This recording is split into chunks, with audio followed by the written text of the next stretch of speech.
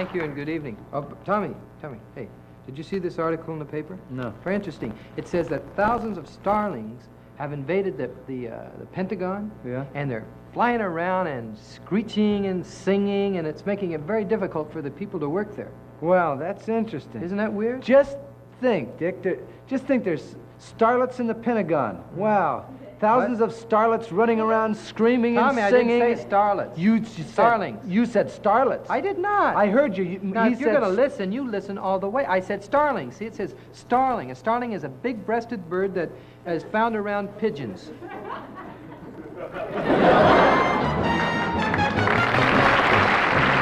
the Smothers Brothers Comedy Hour with guest stars Edgar Bergen, Judy Carne,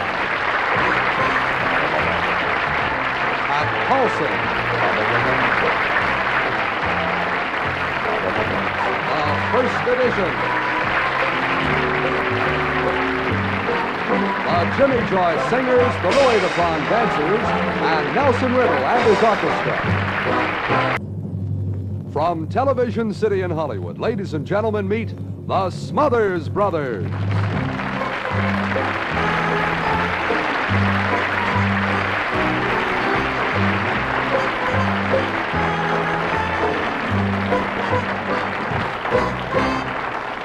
Thank you very much.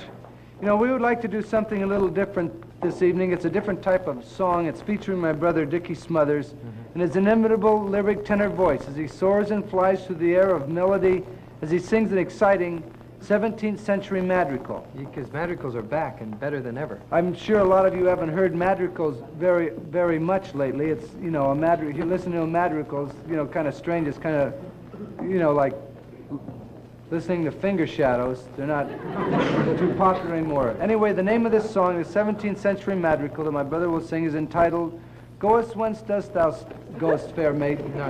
Whence dost thou... Tommy, that's the not maiden right. goest thence whence... No, that's not right. Whence dost thou goest, foul maiden? That's better. Would you happen to know of a maiden in need of a sweetheart? Here's one who is anxious to please. It's a shame that a handsome young fellow like me should be left whilst the nightingale sings in the tree. It's a shame that a handsome young fellow like me should be left whilst the nightingale sings in the tree. No, Sings it right. the time it is short, there is none I can spare. The nightingale's song soon will die in the air. Chirp, chirp, chirp. What was that? That's Dead Nightingale. What? Well, actually, the Dead nightingale. Well, I stand corrected. What the nightingale wasn't dead. His song just died in the air. So I just did that for realism. I don't know how the nightingale is, but his song sure has had it. That's very interesting. Don't you think, dearest maiden, you'd better agree to make love whilst the nightingale sings in the tree? Don't you think, dearest maiden, you'd better agree to make love whilst the nightingale sings in the tree? Oh, right. Tommy, now why don't you just sing the song and forget those stupid bird calls? What I was doing... You weren't doing anything but I was doing corrupting ballad. the song. I was doing something that was ballad. I was Ballad. making the sound of the nightingale. I think everybody cheep, here... cheep goes the nightingale. No, chirp, chirp goes the nightingale. Well, what's the difference? There's a big difference. What? Cheep, cheep goes a pelican. What's a pelican? Cheep, cheep goes a pelican. I said, what is a pelican? It's kind of like a starling, big-breasted, hangs around pitches. All right. Now, Tommy, I want you to cooperate. Now, just sing the song. Don't you think, dearest maiden, you'd better agree to make love whilst the nightingale sings in the tree? Fa la la, fa la la la la la, fa la la, chirp chirp. That's a Father Nightingale. Oh, come on. Chasing a starling. Stop it.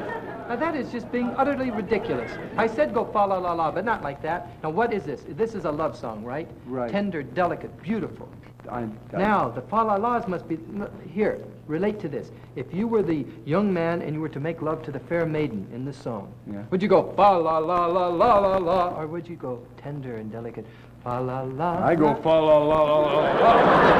I'd say going fa la la like that, I would be in trouble. You just cut it out now and stop this tomfoolery. Did you say tomfoolery? That's pretty funny. Did you make that up, tomfoolery? Well, I can't continue now because my body's racked with hysterical laughter. Ho, ho, ho, ho, ho. Stop me before I hurt myself. Ho, ho, ho. Please do. You said tomfoolery. All right, Tommy, you little Dickens, you. Now, do it. Tommy, light and delicate, fa la la la. In the woods and the meadow beneath the pale... Just one point. I want to know whether you want me to follow law in this verse, or did you want me to follow law in the following verse? I wasn't sure whether you meant this verse, because I think everybody's aware the type of follow laws I'm supposed to do, but I wanted to be sure, to make sure with my brother, because I like you and I want to please you. There's no next verse. Well, see, let me put it this way. I don't know whether you wanted me to follow law. There's no next verse. When you're singing now or when you sing later, whether you want What is the question? I want to know, because I really like you. You're my brother. What is the question? I want to please you as much What as is the question? See, I didn't want to make a mistake. I want to What is the question? I don't know. Well, When do you want... What is the question? the question was, just to clear it up for everybody. For you to be cleared up, not everybody. What is the question? Do you want me to follow law in this verse you're singing now, or do the light follow laws in the next verse? Now, what did I say is the answer? Repeat the answer. Repeat the answer. I already answered. I don't even know the question. You said. I want to know. You want me to follow law? Do you want to sing it now or in the next verse? And I said, Tommy, there is no next verse. Now, then I couldn't very well sing it in the next verse, then, could I? Not if you put the question together with the answer. Well, I know where I'm supposed to sing it now. Yes. Not in the next verse. In the woods and the meadow beneath the bright moon, every lad and his lass make the most of the dew. Don't you think, dearest maiden, you better agree to make love whilst the nightingale sings in the tree? Dearest maiden, you better agree. When there's two in the bush, there's a bird down your tree. Bird down your tree.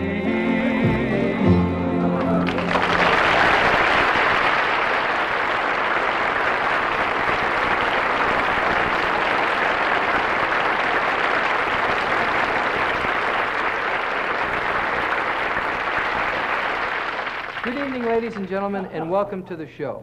Thank you. And you know something, gang? We think we have a wonderful... talking to the audience. Control yourself now. We think we have a wonderful show for you tonight. We're not sure. Gonna get it. Start again. A little later on. Hi, gang. We think a starlet. We think we have a wonderful show for you tonight because a little later on, Pat Paulson, our vice president, will be with us with another one of his hard-hitting editorials. That's right. But right now, we're very pleased to have one of the great voices of radio, a voice that Tommy and I grew up with. He's going to be on our show right now. Next, Mr. Bergen and McCarthy. And I know who you're talking to. Who? Polly Bergen and No. Senator Gene McCarthy. No, Mr. Bergen. Mr. Bergen and Charlie McCarthy. That's close enough.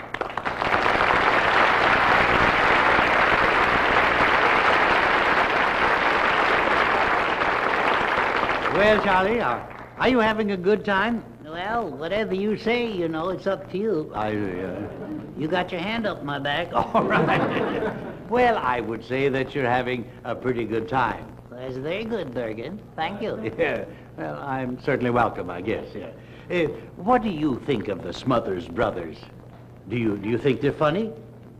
Well, I think one of them is pretty funny, yes, one of them. Which one is that? The funny one. The funny one. Yeah. You mean Tommy? I imagine so, yeah. You know, the dummy. No. Now, that's not a very nice thing to say. Well, then why did you make me say it? Oh, let's not go into that. Charlie, Tommy is not a dummy. He's a human being. Yeah, but Dick does the talking for him. Oh, no. He does everything himself. You mean he's that dumb all by himself without any help? That's right. Well, I'll be darned. Yeah, you know, I think you're pretty funny, but I don't think you're dumb. Well, no, I can prove I'm not. Is that so? Do you know what I did yesterday? No. I took a Boy Scout test for life-saving. And I'll bet you passed it. Yes, sir. Well, does that mean that you're sort of a lifeguard? Yeah. Well, isn't that fine? Now, I want to ask you a few questions. Suppose you're a lifeguard. Here's the beach. Yeah. And out there, that's the ocean. That's the ocean? Yeah. Looks a little restless. Yes, it does. There's a walrus in the second row. All right. No, never mind that. But out there's a boy, he's swimming out there, and he's calling for help. Yeah, he says, "Help, I'm drowning." Well, isn't that too bad? Yeah. What are you going to do about it? He's drowning, huh? Yeah. I see. Well, how far out is he? Oh, I'd say 150 yards. Oh, nuts to that. Wait a minute. I'm going where? I'm taking 5. No, you don't take 5. What do you mean 5? Coffee bait. No, it's impossible. What does your scout book say to do in this case? Well, it says to row out there in a boat. Well, row out there in the boat then. Now, by the time you get out there, maybe he's gone under. You can't see him. What do you do then? I row out in a glass-bottom boat. No. No, what does your book say?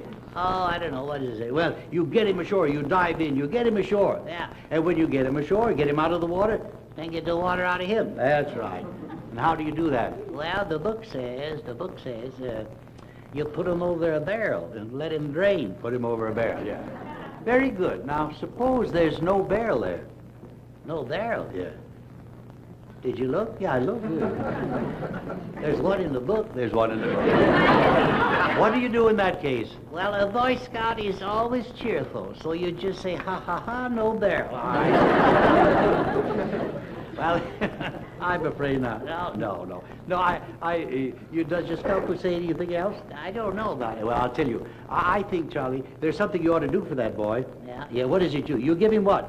Oh, I know. Artificial... That's right. Suffocation. No. Perspiration. No. What do you do? Oh, nuts to him. I never liked a kid anyway. All right. I think that's enough, young man. Say good night. Good night, everybody.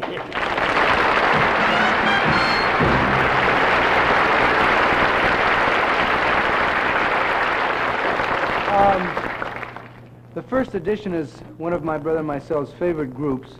We're big fans of theirs, and they've been on the show previously. Now, they don't do many psychedelic songs, but they're going to do one tonight, and they searched long and hard to find the right type of psychedelic, far-out type of song. Now, they searched and searched, and they finally found a song written by a 6-year-old whose mind was totally destroyed by aspirin. Weird, man. And here they are singing this weird, messed-up song, the first edition.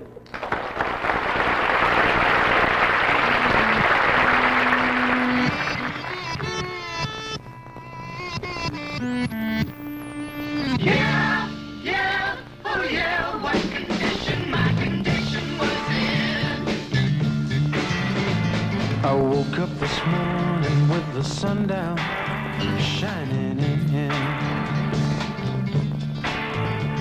I found my mind in a brown paper bag, but then I tripped on a cloud and fell 8 miles high. I told my jagged sky. I just dropped in to see what condition my condition was in. Yeah, yeah, oh yeah, what condition my condition was in.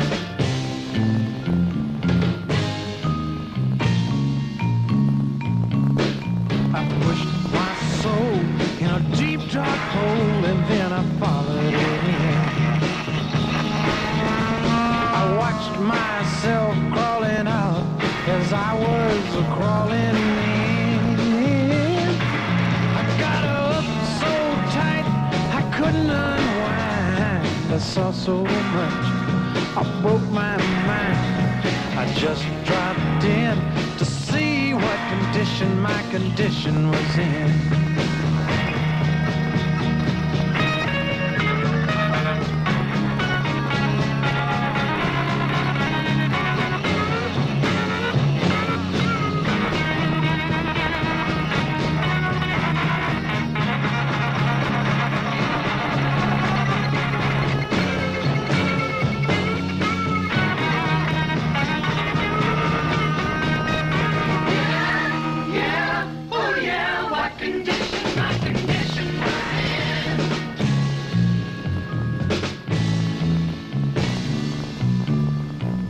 Someone painted April Fool in big black letters on a dead-end sign. I had my foot on the gas as I left the road and blew out my mind. 8 miles out of Memphis and I got no spare. 8 miles straight up downtown somewhere. I just dropped in to see what condition my condition was in. I said I just dropped in to see what condition my condition was in. Yeah, yeah, oh yeah.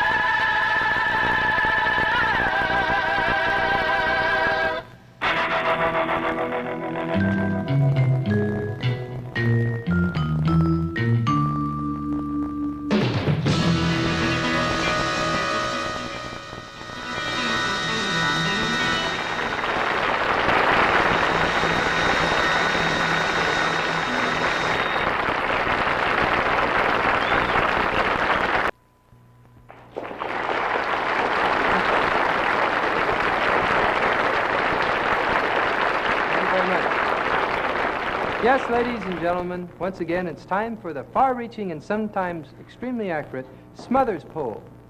Tonight, our question is, if the United States decided to expand, what do you think would make a good 51st state?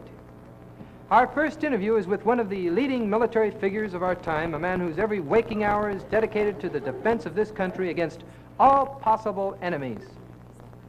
I would like you to meet General Gomer Slaughter. Good evening, General Slaughter. Gomer says, hey! General, I'm Dick Smothers, and I'm taking a television poll. Oh, am I on television? Say, shall I remind you of anybody? Why, General MacArthur. No, Popeye! I Popeye the Sailor Man. The troops love it. They just die laughing. Well, gee, General, that's very clever. General, all those maps and flashing lights, you just seem to be on top of the world situation. That's the military for you. You see, the minute the Germans and the Japanese attack, we move right in with the Russians and the Chinese and wipe them right out. We just General, excuse me, sir. Excuse me, sir, I think you're a little mixed up. Germany and Japan are our friends now. It's Russia and China who are our enemies. How do you like that? You just don't know who to kill anymore. You know, talking to you, sir, makes me really realize how much we civilians owe to our military leaders. Oh, well, let me tell you something. Without the military leaders, there would be no soldiers. And without the soldiers, there would be no guns. And without guns, there would be no war. And without war, what's the sense of living? I never thought of it that way. Sure, it's the way it works. I mean, it has to be that way. Listen, let me tell you something. Take a look at this map. I know the map is square, but the structure of the Earth has not changed. It's still round. Now, if we don't stop them here, for example, we're going to have to stop them we're going to have to stop them here. Yeah, I see. And if we don't stop them here, we're going to have to stop them there. And if we don't stop them there, we're going to have to, and here and here. Excuse me, And all these- General, We're gonna- now tell me, are all those lights communists? No! Peace marchers! We've got to stop them! Make war! Not peace! Silly. I think we better get on to the question, sir. Can I ask you the question for tonight? Certainly! Shoot! Okay, here's the question. Now, if the United States decided to expand its territory, what, in your opinion, would make a good 51st state? Red China! What did you say? Red China! But, sir, that's ridiculous. They hate us over there. There's talk about the inevitability of war with them. No, that's civilian thinking again. You wouldn't have to go to war with them if you made them our 51st state. Why not? You just send in the National Guard. Good night, and thank you, General.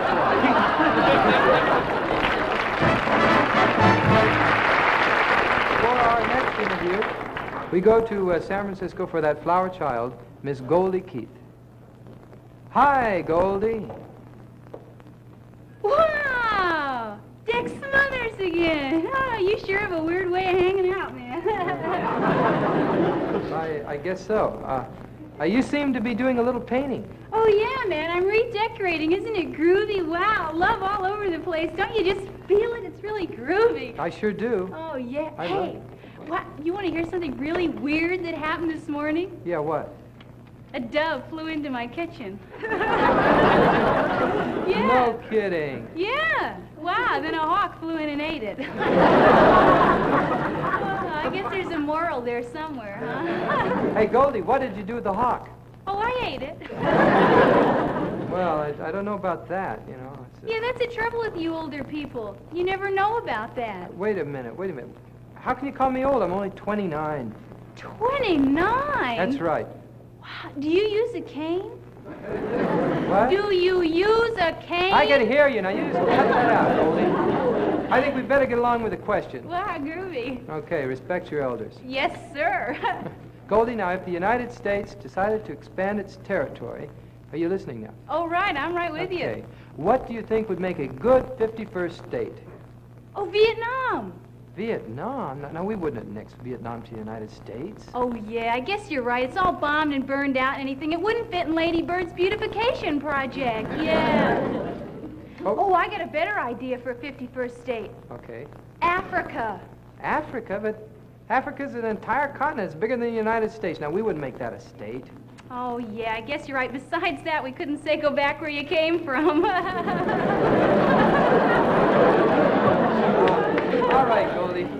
I think you're putting me on with these answers. Now, can you be serious for a minute? Oh, all right. Now, what? Seriously, what would make a good 51st state?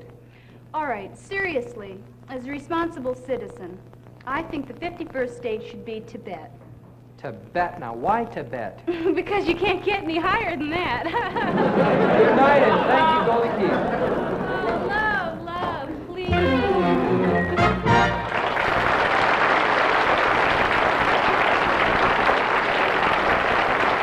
Well, okay. Now, for our last interview, we go to a plush and exclusive home in Beverly Hills to talk to Mr. George Wallace. How do you do, Mr. Wallace? Oh, hi there. Hey, that's Smothers Brothers. Hey, I want to ask you something. Mm-hmm. You know, I've been thinking about changing my name. Oh, really? What's wrong with George Wallace? Nothing. I just keep getting these threatening phone calls from Negroes. Well, George, what would you change it to? Well, I was thinking about changing it to Hubert Humphrey. You know, then nobody would call me.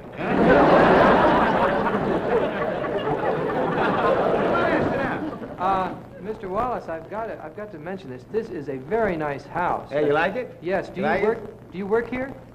Huh? I said this is a nice, beautiful home. Do you work here? Do I work here? No, I live here. I just bought this house. How you like it? I got 5 bedrooms. I got a living room, a dining room. And we got a maid's room. Of course, we just keep that for laughs. And I got 3 bedrooms, a den. Hey, and dig this. I got a swimming pool in the shape of a watermelon. Do you mean you got a watermelon swimming pool? You ever been colored? No, I think it's strange to have never heard of a watermelon swimming pool before. Oh, well, see, originally the house was owned by a white couple, and they were nuts about watermelon, you know? Personally, I can't stand the stuff. Hate it. Well, I just gotta say, it's really someplace. Yeah, I bet you paid at least $150,000 for it. No, you'd be surprised. You know, what actually happened, originally they wanted $150,000 for the house, and then the other George Wallace, he bought the house next door. And the price on this one shot right down. Yeah.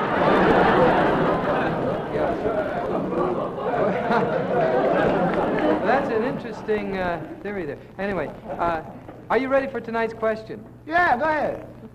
Okay, what do you think would make a good 51st state if the United States were to expand? If the United States were to expand? Who wants to expand? You know, I can think of 6 or 7 states I'd like to drop. Thank you and good night.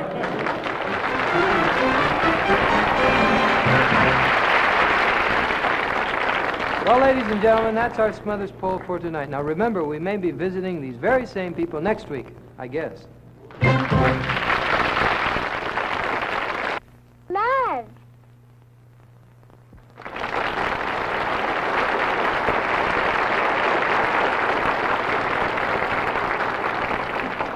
Well, how are you tonight, Effie? Well, I'm fine, thank you. Well, that's good. You know, I'm glad you're fine, but you were a little bit late getting here this evening. Oh, you noticed that? Yes. What happened?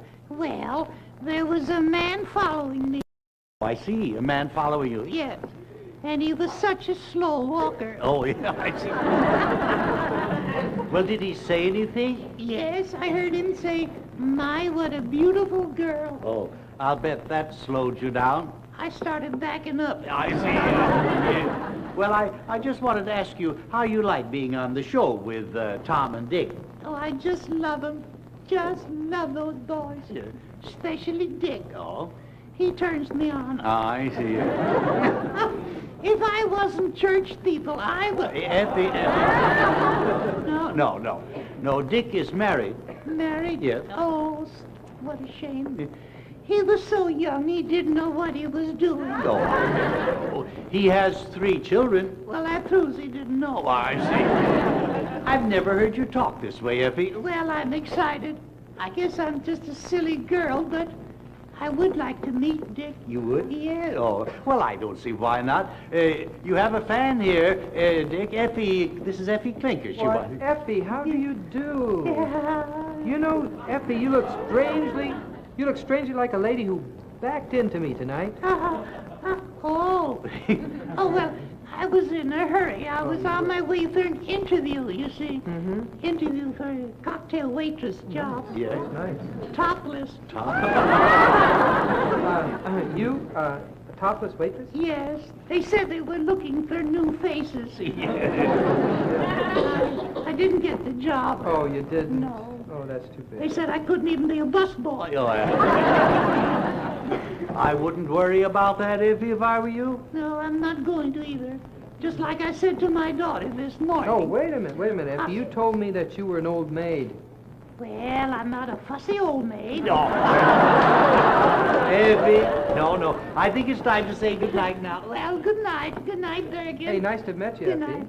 I'll leave the key under the mat. Effie.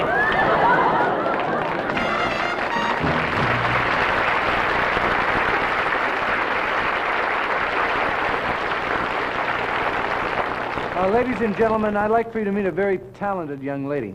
She starred in television series Love on a Rooftop, which was one of my favorite shows, and more recently in Rowan and Martin's Laugh-In Special. She's a great dancer, so naturally we asked her to sing. You know, we had an argument about that, so she's going to dance and sing a song that parallels the Roaring '20s with the roar of today. Ladies and gentlemen, meet Miss Judy Carne.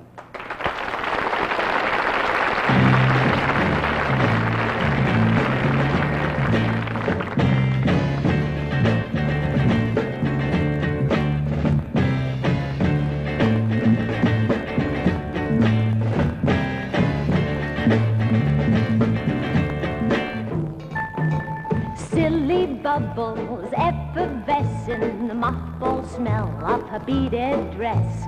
The OU kids marathon, a bathtub gin hung over dawns, the round frame picture, the flat straw hat, the long-nosed roadster with a mile-a-minute flat, the bell-bottom pants, the fine silk vest, all tucked away in her cedar chest.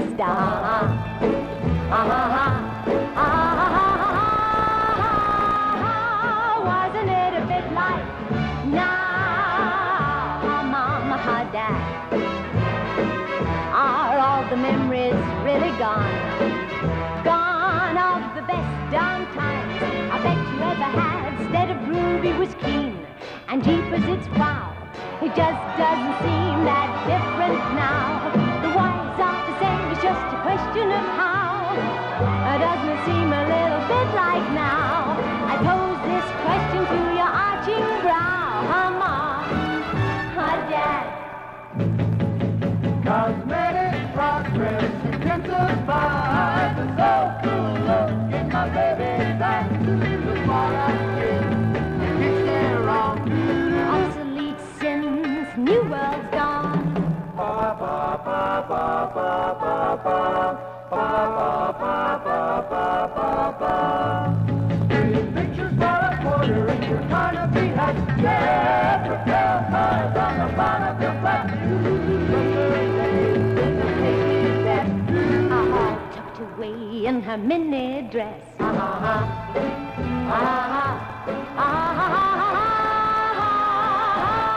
Wasn't it a bit like now?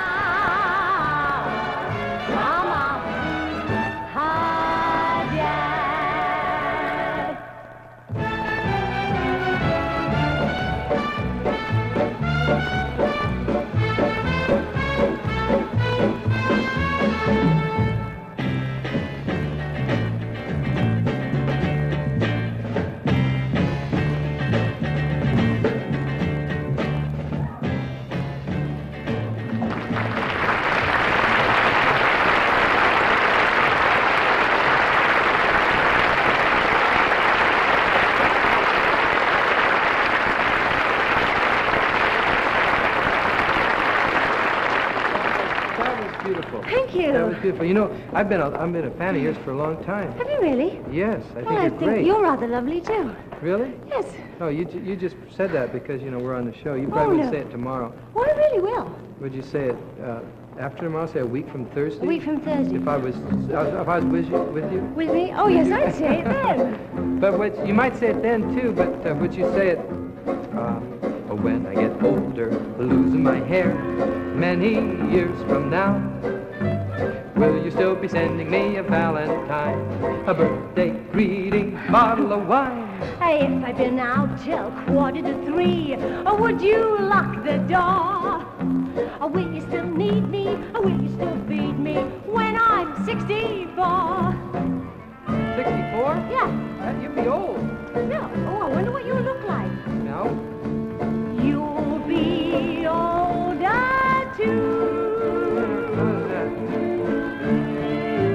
And if you say the word, I will stay with you. I could be handy, amending a fuse when the lights have gone. Yes, sir. Oh, I can knit a sweater by the fireside, a Sunday morning go for a ride. I do in the garden, digging the weeds. Who could ask for more? Oh, will you still need me? Or will you still feed me? Or when I'm 64? In the summer we can rent a cottage in the Isle of Wight, if it's not too dear. We shall scrimp And save grandchildren on your knee. there on Chuck and David. Hooray! Yes! Oh, listen, drop me a postcard, drop me a line, stating point of view. Indicate precisely what you mean to say. You're sincerely wasting away. Give me your answer, fill in a form, mine forevermore. Or will you still need me? Or will you still feed me when I'm 64? Ho!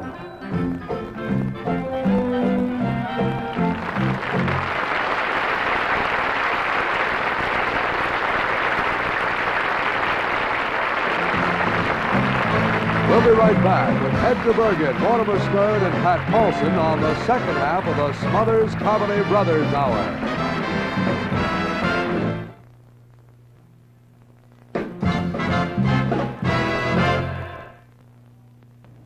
In line with our policy of taking a pressing stand on the pressing issues of the day, we now present another in our continuing series of editorials. Subject, should television be censored?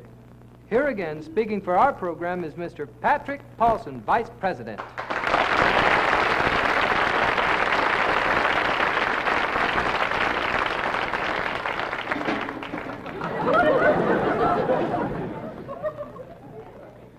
The time has come to quit fooling around and talk about censorship. We of the Smothers Brothers Comedy Hour have had our share of censorship problems.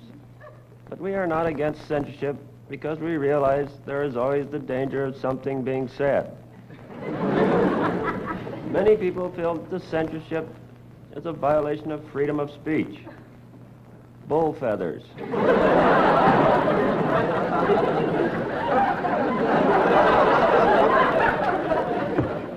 Censorship is not unconstitutional. Censors have a right to censor what you hear. The Bill of Rights says nothing about freedom of hearing. This, of course, takes a lot of fun out of the freedom of speech.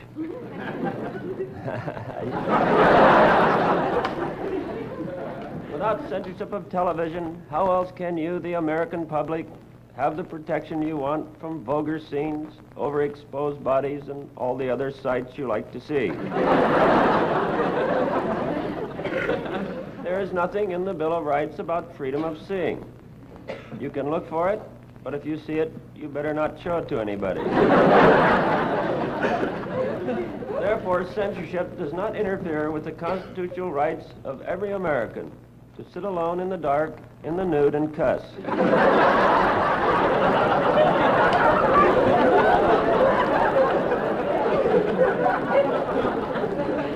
Now, I'd like to say that the censors on our show are not unreasonable. I know these men, and they like a good joke, and they object to questionable material only if the audience laughs at it, which is, I'm sure you would agree, very reasonable. Now, without the censors, we would all be at the mercy of the warped minds of the television industry, and deity only knows what you would see. Probably some of the most foul, nasty, disgusting, funniest, greatest stuff in the world. Let's face it, there have to be some realistic taboos, especially with political comment. After all, the leaders of our country were not elected to be tittered at. Censors have to draw the line somewhere. For instance, we are allowed to say Ronald Reagan is a lousy actor. But we're not allowed to say he's a lousy governor, which is ridiculous. We know he's a good actor.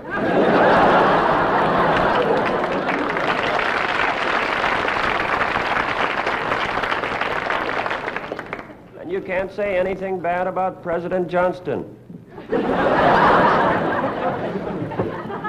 Because you shouldn't insult the president. But if you compliment him, who will believe it? So you can see that there is a place for censors, and we only wish we could tell you where it is. Thank you. If you wish a copy of the preceding editorial, send a self-addressed stamped envelope to Editorial, Box 1763, Beverly Hills, California, zip code 90210.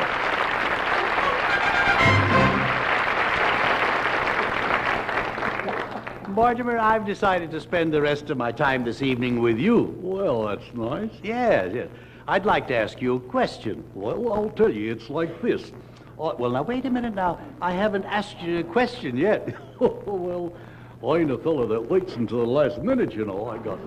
A lot of things to do. I see. Well, I just wanted to ask you, what you've been doing lately. Well, wrong. Well, wrong. That doesn't seem like much of an answer. Well, the answer's all right. You just asked the wrong question. Oh, I see. Yeah. Well, what have you been doing lately? Well, I tell you, I was this morning. No, that was yesterday. Let's see now. Gee, I noticed I was an unknown name, too. Let's see. Oh, it's right on the tip of my tongue. Well, let me see the tip of your tongue. Oh, yeah, well, I'm looking at the tip of your tongue. There's nothing. Well, that's what I've been doing. I see. That's the kind of a joke if you ain't too fussy. Yeah, I imagine. Yeah. You know, you and Tommy have a lot in common. Yeah. Wait a second. I heard that, and you're not fooling me because Mortimer is just a dummy. Yeah. Well, it takes one to know one. I got him that time. Yeah. In your case, it might take two to know one. Oh, dear. Hey, I just realized something just then. Mortimer's not saying that. You are. Yeah. And what you're saying, I'm onto your back. Yeah. Well, get off Bergen's back. Hey, see what you do. Use all your little friends to let out your hostilities on other people. No. And it seems that seems like he's talking, but it's really you that's talking. Well, of course I am. I'm a ventriloquist. I throw my voice, you see. You also move your lips. All right, now. You stay out of this. What a racket. Ventriloquism is not a racket. It's a profession. It isn't anything that you take or leave. It takes a great deal of practice. I have spent hours and hours in front of the mirror. Well, where there is no suffering, there's no art. All right. Well, as far as I'm concerned, it's not, I don't think it's very hard throwing your voice. I can do it. Oh, is that so? Yeah. Yes. Well, that's very interesting. Would you honor us with a little demonstration, then? Yeah. Well, I didn't know you were going to... Well, sure I will. That's what you want. Ladies and gentlemen, I will now throw my voice clear across stage. This is the truth. You'll dig this. Yeah, I'm watching. Hello, Joe. Oh, hello, Tom. You didn't even move your lips, did you? No. Oh, I'm looking for a younger partner. Yeah, all right. I'm looking for one, too. That's very good, Tom. I'd like to hear you do it now from the other side of the stage. You mean on the other side? Throw your voice to the other side now, yeah. Okay. Hello, Joe.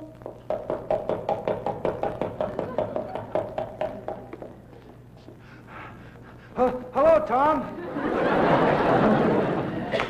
Well, that's very good. Very good. What did you think of it, Mortimer? Well, I think your other voice ought to wear sneakers. I'm afraid you're not quite ready for this part yet. I think you'd make a better dummy than a ventriloquist.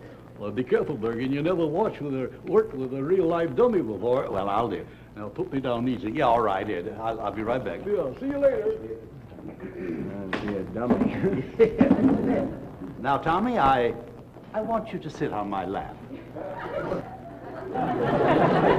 So that'll be pretty interesting. There we are. What are you doing? Oh, I'm just putting my hand up the back of your clothes, see, or else I can't work you. That's the way I control you. I always thought ventriloquism meant something else. Now let's go on, Tom. I think I better bring out your personality just a little bit here. For this part, we'll do a line here, and we'll do a little line here. That's very nice. Maybe a mustache would help I you. think you're getting a little carried away there. Yeah, that's very nice. I think that's all right. Now, Tommy, tell the audience what is the shape of the Earth. I don't know. You don't know? Well, let me give you a little hint then. What's the shape of my cufflinks? Square. Yeah, well, those are the ones I wear on weekdays. What's the shape of the cufflinks I wear on Sunday? Round. That's right. Tell the audience what is the shape of the Earth. Square on weekdays, round on Sundays.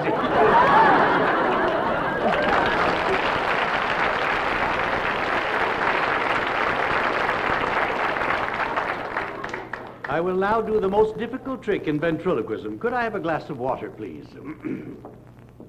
Thank you. I shall now sing a song while drinking a glass of water.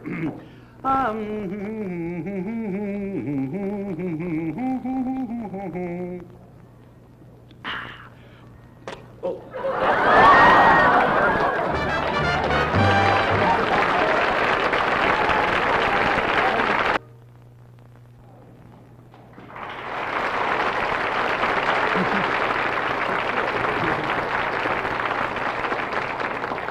Thank you again. Originally, we were going to have a big production number at this point in the show, but Tom and I had so many requests to sing Down in the Valley, it's one of our favorite songs, that we decided to do it for you now. However, this is something maybe. However, the singers and the dance they were all annoyed, to be cut out of the closing numbers. So we decided they could be part of it, just a part of it. Yeah. Now we don't know how this is going to fit, but right now we would like to sing a very lovely, quiet, beautiful ballad, Down in the Valley. Down in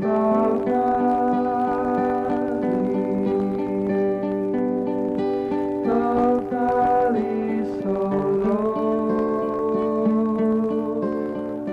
hang your head over, hear the wind blow,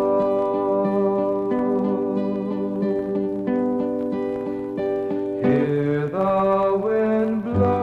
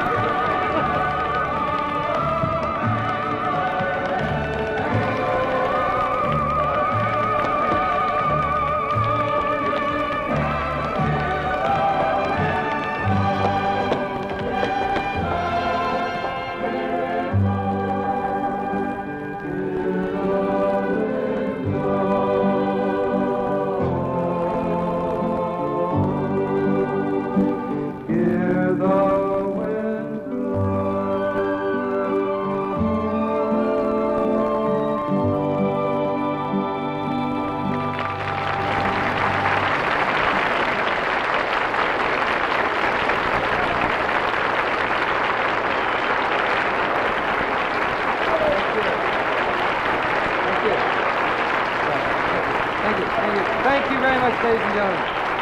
Thank you very much, and keep those cards and letters coming. Jeannie and I just love them.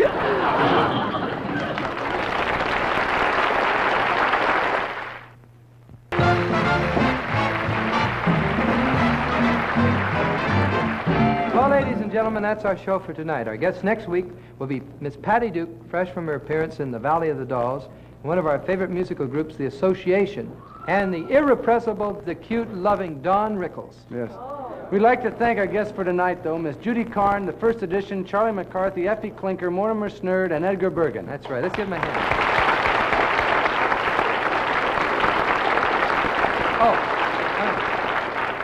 I just remembered, you did that very nicely, but you put Edgar Bergen's name last. You see, you put the dummy's name last. Oh, all right. Anyway, on behalf of the Smothers Brothers, Tom and Dick,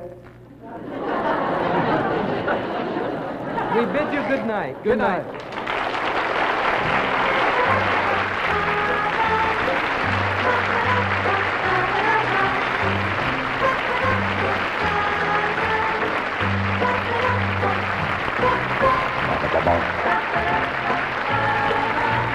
The